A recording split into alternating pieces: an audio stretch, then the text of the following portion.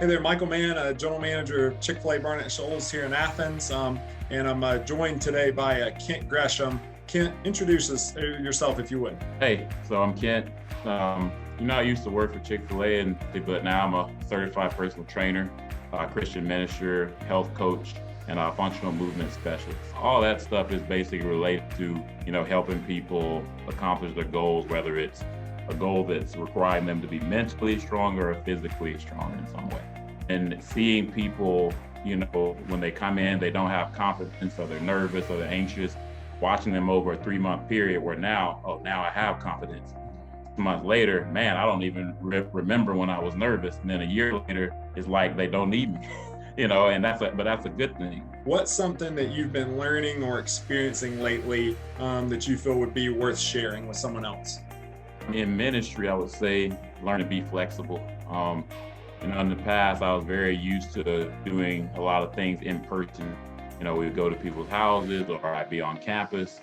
I'd be doing a lot of things in person, but then after the pandemic came, everything switched to being virtual.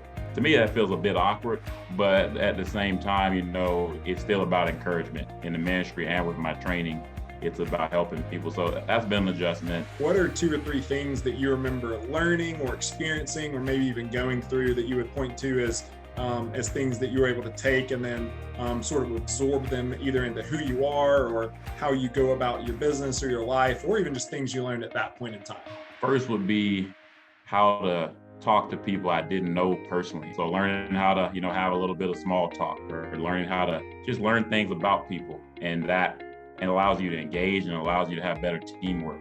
The second would be how to find strength in others. That was the job, is let's see who works best at what position. And you learn how to gently rotate people in and out so that they don't feel offended, but they feel like, oh, they're actually looking at me to see where I'm best. And the last, which I guess kind of ties into the second one, is how to lead others.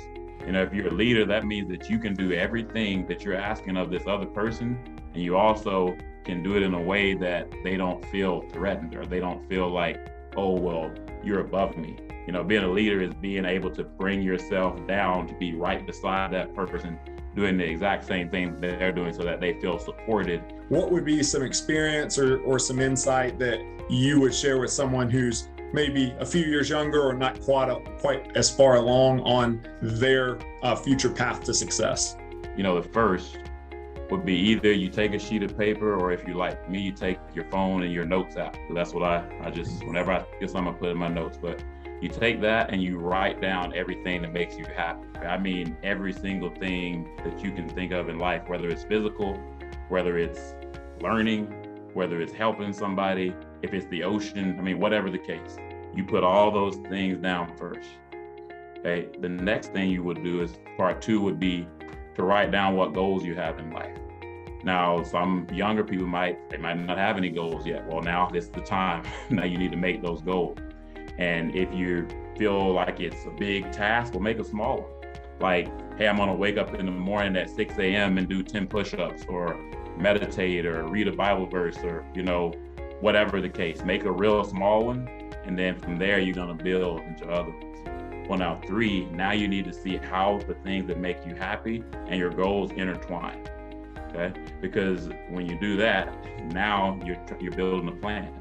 Okay? And then the 4th thing would be is, with all those thoughts, you have to define what success means to you based on your goals and based on what makes you happy. Now you define what success means. And once you do those 4 steps, you've now created a plan for life, essentially, and you got to work towards that.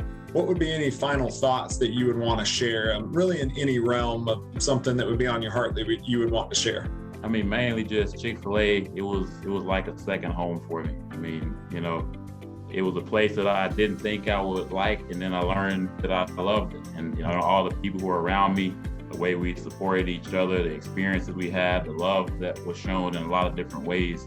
I really appreciated and loved to be a part of it. It's always been a pleasure to be a part of the family. I still am, since 2006. And, working there reinforced the value of hard work. Because I was already taught this, but it reinforced the value of hard work, reinforce perseverance, and always going the extra mile. You know, I learned this from a kid in the scriptures, but then I had an opportunity to do it.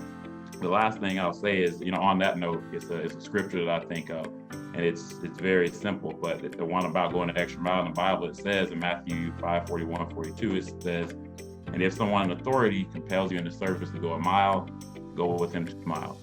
You know, give the one asking you and do not turn away from the one who wants to borrow from you. So, you know, Chick-Fil-A was just a place that it was another opportunity to do that every day. I mean, every day I clocked in, I was like, man, I'm going to have an opportunity to do something extra today that I didn't have to do, but I want to do. I really appreciate your time. All right, thank you, bro. Yeah, my pleasure.